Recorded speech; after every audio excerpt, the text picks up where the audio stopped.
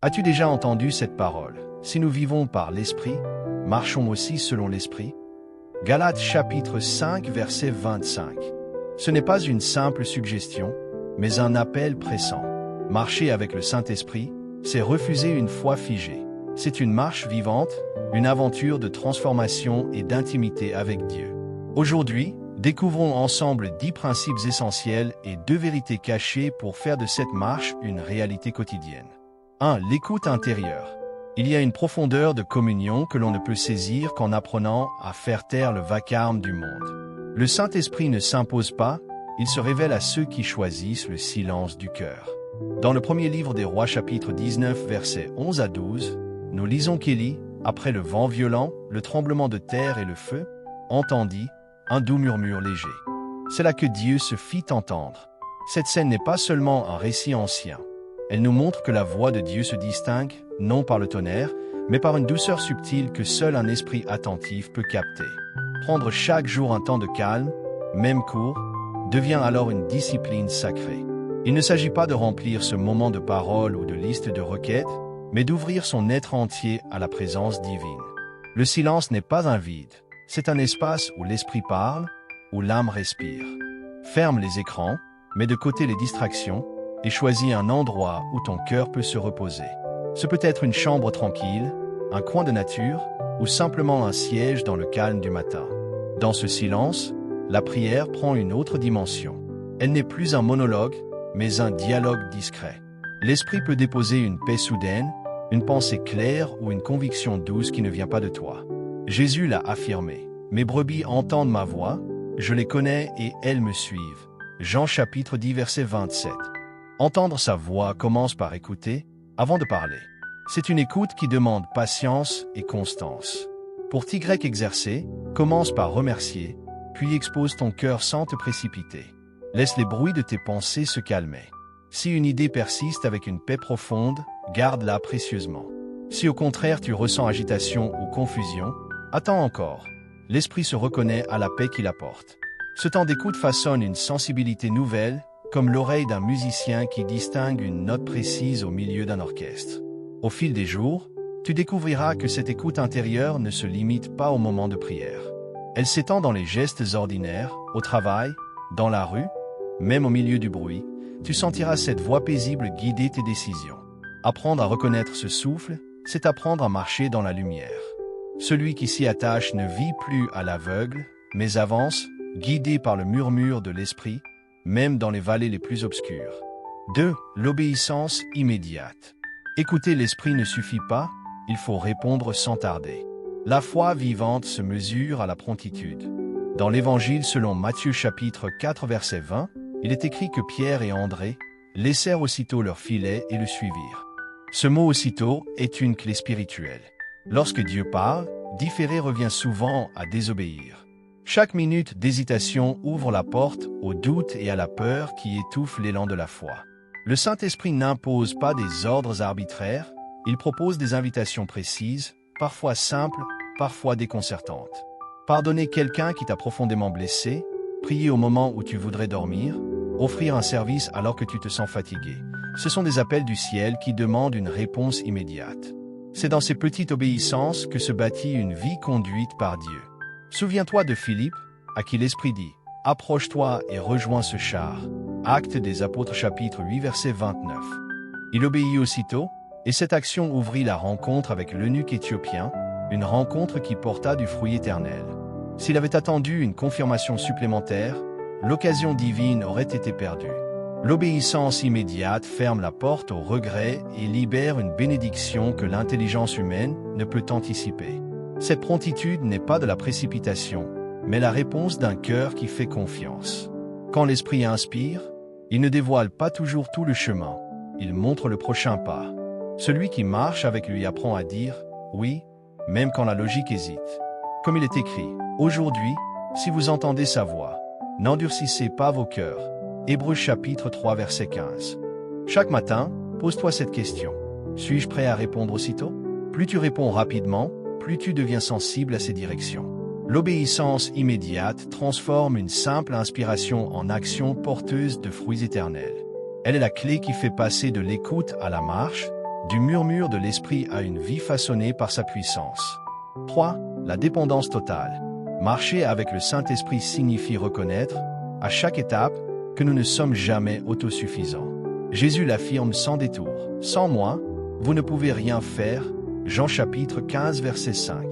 Cette vérité tranche avec l'illusion moderne d'indépendance. Le monde valorise l'autonomie, l'autodiscipline et la réussite personnelle. Pourtant, dans le royaume de Dieu, la véritable force réside dans l'abandon confiant à sa présence. La dépendance totale n'est pas une attitude passive, mais une alliance active. Elle commence par une confession simple. « Seigneur, sans toi je ne peux rien ». Cette prière n'est pas une formule magique. C'est une posture du cœur qui reconnaît que chaque souffle, chaque opportunité, chaque victoire vient de lui. C'est aussi une décision d'inviter l'Esprit dans chaque choix, qu'il s'agisse d'une grande orientation ou d'un détail du quotidien. Dans l'Ancien Testament, David en offre un exemple saisissant. Avant chaque bataille, il consultait l'Éternel. « Dois-je monter contre eux ?» Et Dieu lui donnait une stratégie adaptée à chaque situation. David ne présumait jamais, même lorsqu'il avait déjà vaincu dans des circonstances similaires. Voilà l'attitude de celui qui dépend entièrement de Dieu. Il ne se fie ni à ses expériences passées ni à sa propre intelligence, mais à la direction fraîche de l'Esprit. Dans ta vie, cette dépendance se traduit par une habitude de prière avant d'agir. Avant de signer un contrat, de commencer une relation, de prendre une décision importante, fais une pause pour chercher la paix de l'Esprit. Comme le dit Proverbe chapitre 3 verset 6, « Reconnais-le dans toutes tes voies, et il aplanira tes sentiers. » Reconnaître Dieu, c'est lui donner la première place, même dans les plus petites décisions. Cette confiance transforme la manière d'affronter les imprévus. Celui qui dépend de l'Esprit n'est pas paralysé par l'inconnu, car il sait que le guide divin voit au-delà de ce que les yeux humains perçoivent. La dépendance totale devient alors une source de liberté. Tu n'as plus besoin de tout contrôler, tu peux avancer en paix, sachant que le Seigneur dirige tes pas. Renoncer à l'orgueil de l'autonomie n'est pas une faiblesse, c'est un acte de foi. Chaque matin, renouvelle cette alliance en disant « Conduis-moi aujourd'hui, Esprit de Dieu ». Peu à peu, tu constateras que tes décisions gagnent en clarté et que tes pas s'alignent sur une sagesse plus haute que la tienne. La dépendance totale est la clé qui ouvre la porte d'une marche victorieuse et confiante avec le Saint-Esprit. 4. La sanctification progressive. Vivre avec le Saint-Esprit, c'est accepter un travail intérieur qui ne cesse jamais. La sanctification n'est pas une apparence religieuse, mais une transformation profonde du cœur. L'apôtre Paul l'exprime ainsi, « Travaillez à votre salut avec crainte et tremblement, car c'est Dieu qui produit en vous le vouloir et le faire. » Philippiens chapitre 2 versets 12 à 13. Cette parole révèle un mystère. Nous coopérons, mais c'est Dieu qui agit. La sanctification est un chemin quotidien. Chaque jour, l'Esprit met en lumière une attitude à corriger, une pensée à purifier, un comportement à abandonner. Ce processus n'est pas toujours confortable. Il ressemble au travail du potier qui façonne l'argile, autant ce qui déforme pour révéler une œuvre parfaite. Parfois, l'Esprit touche des zones que nous préférerions cacher, une rancune persistante, une habitude secrète, un désir égoïste. Son but n'est pas de condamner, mais de libérer. Dans ce chemin, notre rôle est de dire oui. Oui à la correction, oui à la transformation, oui à la pureté. Comme il est écrit dans Lévitique chapitre 20 verset 7, « Sanctifiez-vous et soyez saints, car je suis l'Éternel votre Dieu. » Ce n'est pas un appel à la perfection immédiate, mais à une marche continue où l'Esprit travaille en profondeur. La sanctification se manifeste dans les choix quotidiens. Pardonner plutôt que nourrir la rancune, choisir la vérité plutôt que le mensonge, pratiquer la justice même quand personne ne regarde. Ce n'est pas un ensemble de règles imposées de l'extérieur, mais une vie guidée de l'intérieur. Plus tu permets à l'Esprit de purifier ton cœur, plus ta communion avec Dieu devient intime. Cette œuvre n'est pas un fardeau. Elle est le signe que Dieu t'aime assez pour te façonner à l'image de son Fils. Jésus a prié, « Sanctifie-les par ta vérité. Ta parole est la vérité. » Jean chapitre 17 verset 17. La parole de Dieu et la présence du Saint-Esprit agissent ensemble pour produire un caractère nouveau. Accepte que ce processus prenne du temps. Chaque victoire, même petite, est une étape vers une liberté plus grande. Ne te décourage pas si la transformation semble lente. L'important est de rester disponible, de garder un cœur ouvert et de laisser le feu purificateur de l'Esprit agir jour après jour. Ainsi, ta vie deviendra un reflet vivant de la sainteté de Dieu, non par tes efforts, mais par l'œuvre fidèle du Saint-Esprit en toi. 5. La prière constante. La prière n'est pas seulement un moment réservé au matin ou au soir, c'est un fil continu qui relie chaque instant de la journée au cœur de Dieu. L'apôtre Paul l'exprime simplement. Priez sans cesse. 1 Thessaloniciens chapitre 5 verset 17. Cette exhortation ne demande pas de passer chaque minute à genoux, mais d'entretenir une conscience permanente de la présence divine, une communion qui ne s'interrompt jamais. Imagine ta vie comme un dialogue ouvert avec le Seigneur.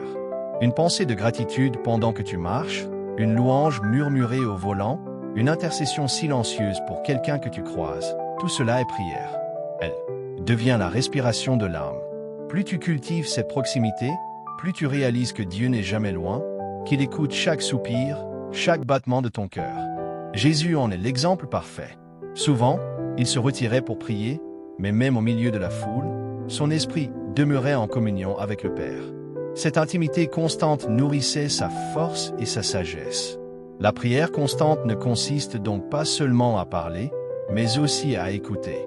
C'est offrir des instants de silence où l'esprit peut déposer une direction, une parole, une consolation. Cette habitude change la perspective sur les défis quotidiens. Au lieu de réagir avec anxiété, tu apprends à remettre chaque situation entre les mains de Dieu en temps réel. Un souci au travail, une courte prière intérieure. Seigneur, guide mes paroles. Une joie inattendue, merci pour ce cadeau. Ainsi, la prière s'intègre naturellement à chaque respiration, transformant les tâches ordinaires en moments sacrés. Cette pratique ne dépend pas d'un lieu ou d'un rituel précis. Que tu sois dans les transports, au marché ou en train de cuisiner, ton cœur peut rester tourné vers Dieu. Ce lien constant devient un refuge. Comme le rappelle Psaume chapitre 145 verset 18. L'Éternel est près de tous ceux qui l'invoquent, de tous ceux qui l'invoquent avec sincérité. Plus tu te relis à lui, plus tu ressens sa paix même au cœur du tumulte. Pratiquer la prière continue t'invite à une vie de dépendance joyeuse. Tes pensées se purifient, tes décisions s'éclairent et tes réactions reflètent l'amour de Christ. C'est ainsi que chaque journée, chaque geste, chaque mot peut devenir un acte d'adoration et un parfum agréable pour le Seigneur. 6. Le pardon sans condition. Le pardon est l'un des plus puissants actes spirituels qu'un croyant puisse accomplir. Jésus l'affirme avec force. Si vous pardonnez aux hommes leurs offenses, votre Père céleste vous pardonnera aussi. Matthieu chapitre 6 verset 14. Pardonner ne signifie pas excuser le mal ni minimiser la douleur. Cela veut dire remettre l'offense entre les mains de Dieu et refuser que l'amertume domine le cœur. Ressentir la blessure est normal, mais rester prisonnier du ressentiment est un piège. L'amertume agit comme un poison lent, rongeant la paix intérieure et fermant la porte à la présence de l'esprit. Le pardon, au contraire, brise ces chaînes et ouvre un espace où la grâce peut couler librement. Il libère celui qui pardonne bien plus que celui qui est pardonné. Regarde l'exemple de Jésus sur la croix. En pleine souffrance, il a prié « Père, pardonne-leur, car ils ne savent ce qu'ils font » Luc chapitre 23 verset 34. Ce pardon offert avant même que ses bourreaux ne demandent grâce est le modèle ultime pour tout disciple. Il montre que pardonner n'est pas une émotion mais une décision, un acte de foi qui reflète le caractère du Christ. Lorsque tu choisis de pardonner, tu t'alignes avec le cœur de Dieu. Cela peut demander du temps, des larmes et des prières répétées, mais chaque pas compte. Commence par confesser à Dieu ta blessure et demande-lui la force de relâcher la dette. Tu découvriras que le pardon n'est pas une perte, mais un gain. La paix intérieure, la légèreté d'un cœur libre et la restauration de la communion avec le Père. Le pardon ouvre aussi la voie à la guérison relationnelle. Parfois, l'autre personne n'acceptera jamais sa faute, mais ton pardon libère tout de même une bénédiction.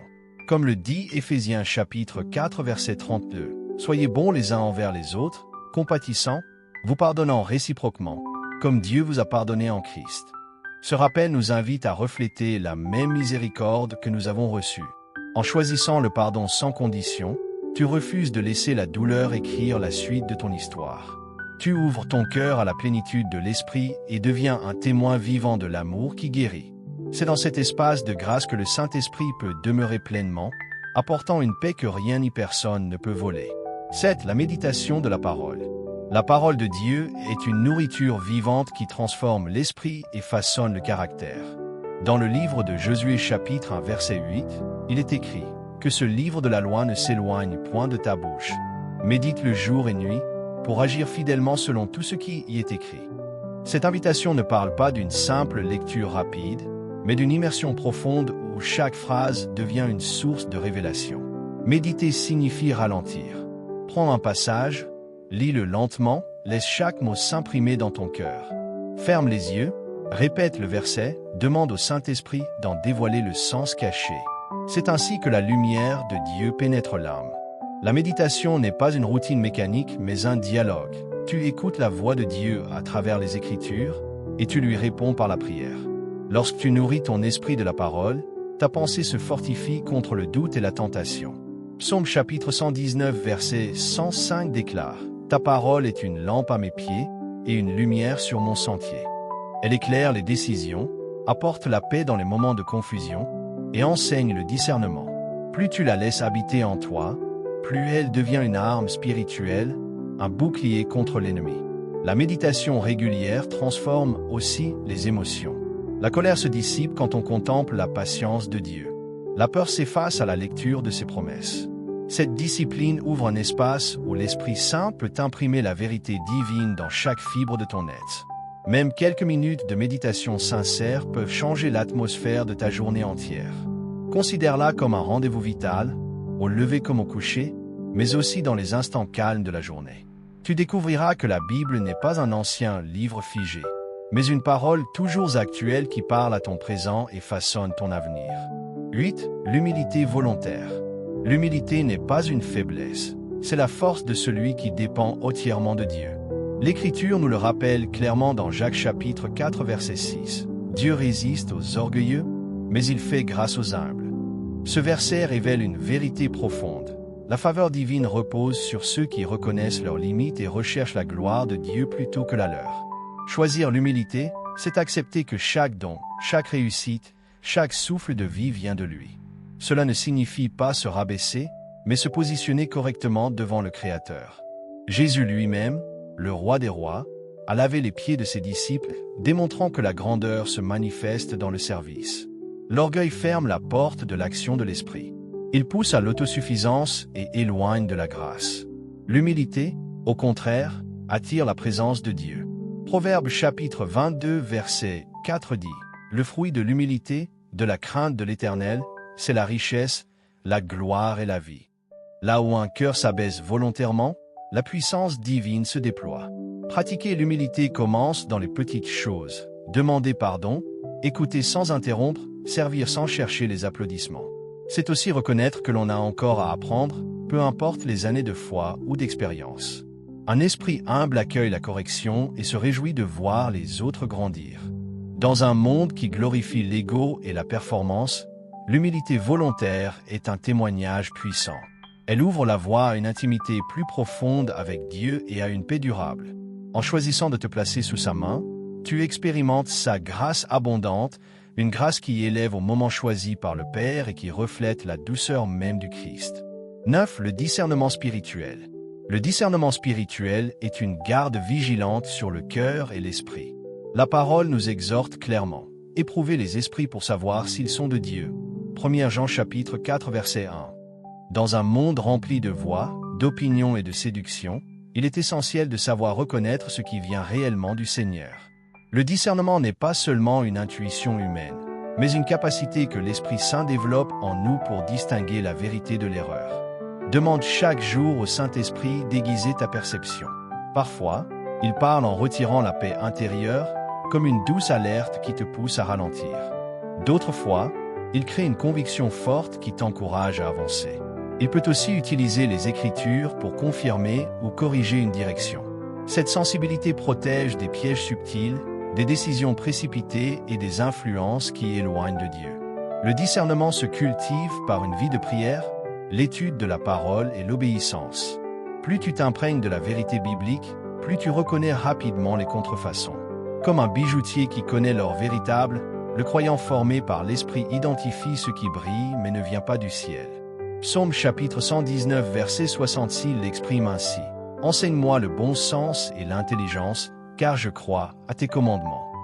Dans les relations, les choix professionnels ou les engagements spirituels, le discernement agit comme un radar intérieur. Il ne s'agit pas de suspicion, mais d'une vigilance remplie d'amour. Cette sagesse divine te permet d'éviter des alliances dangereuses, de reconnaître les enseignements trompeurs et de marcher dans la lumière. En t'appuyant sur l'esprit, tu expérimentes la sécurité de celui qui se sait guidé par le berger fidèle. 10. La persévérance dans l'épreuve. La vie chrétienne n'est pas exempte de tempêtes, mais ces moments deviennent une école où la foi se fortifie.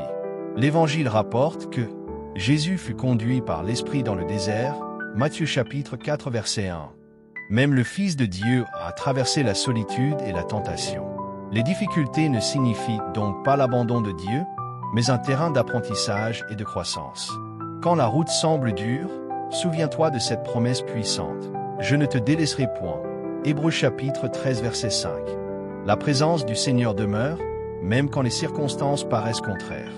Les épreuves révèlent la profondeur de la confiance et façonnent un caractère solide, capable de refléter la gloire de Christ. Persévérer, c'est continuer à croire quand la solution tarde, prier même quand les réponses se font attendre, adorer au milieu de la douleur. Cette persistance attire la grâce. Jacques chapitre 1 verset 12 déclare « Heureux l'homme qui supporte patiemment la tentation, car, après avoir été éprouvé, il recevra la couronne de vie que le Seigneur a promise à ceux qui l'aiment. » La persévérance ouvre la porte à des bénédictions que seule la fidélité peut atteindre. Dans l'épreuve, choisis de t'accrocher à la parole. Chante une louange même quand les larmes coulent. Souviens-toi que chaque désert a une fin et que Dieu utilise ces moments pour te rapprocher de lui, purifier ton cœur et manifester sa puissance. La victoire ne vient pas de la force humaine mais de l'action divine. Tiens ferme, la lumière de l'aube est plus proche qu'il n'y paraît. Maintenant 2 vérités cachent pour vous accompagner. 1. Sa présence est permanente. La promesse de Jésus demeure une ancre pour chaque croyant. Le Père vous donnera un autre consolateur afin qu'il demeure éternellement avec vous. Jean chapitre 14 verset 16. La présence du Saint-Esprit n'est pas un sentiment passager ni une émotion qui fluctue selon l'humeur ou les circonstances. Elle repose sur la fidélité de Dieu. Même lorsque tu ne ressens rien de particulier, l'Esprit est là, immuable, attentif, agissant dans l'invisible. Souvent, on associe la présence divine à un moment fort de louange ou à une prière fervente. Pourtant, la réalité spirituelle va bien au-delà de ces instants sensibles. L'Esprit de Dieu habite en toi en permanence, que tu sois dans la joie, la routine ou l'épreuve. Cette vérité libère de la dépendance aux sensations. Ta foi s'enracine dans la promesse, non dans l'émotion.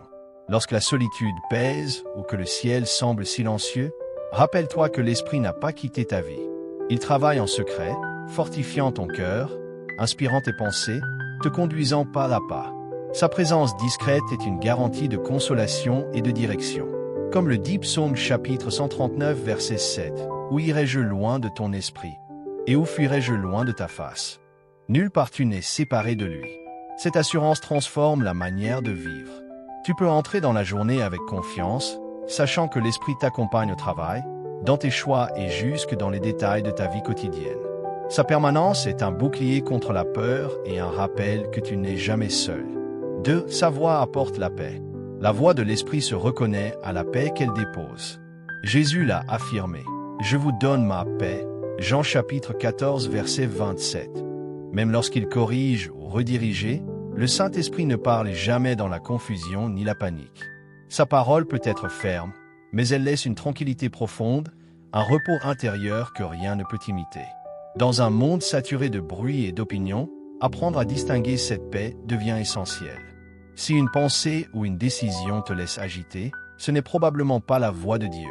Attends, prie, laisse ton cœur s'apaiser avant d'agir. La paix divine agit comme un sceau d'authenticité. Elle confirme que tu es sur le bon chemin. Cette paix dépasse la logique humaine. Elle peut t'envelopper même au milieu des épreuves, te permettant de rester stable quand tout vacille. Philippiens chapitre 4 verset 7 le décrit ainsi. La paix de Dieu, qui surpasse toute intelligence, gardera vos cœurs et vos pensées en Jésus-Christ. C'est un refuge sûr, une force silencieuse qui rassure et guide. Chercher cette voie paisible, c'est cultiver une écoute attentive dans la prière et la méditation de la parole. Plus tu accordes de temps au silence intérieur, plus tu deviens sensible à la douceur du Saint-Esprit. Sa paix devient alors le signal qui oriente tes pas et t'ancre dans l'assurance que Dieu conduit chaque détail de ta vie. Marcher chaque jour avec le Saint-Esprit, c'est plus qu'un concept, c'est une vie entière guidée par sa lumière. Aujourd'hui, choisis de répondre à son appel. Prie ainsi, Saint-Esprit, je t'invite à diriger mes pas, à purifier mon cœur et à m'enseigner chaque jour.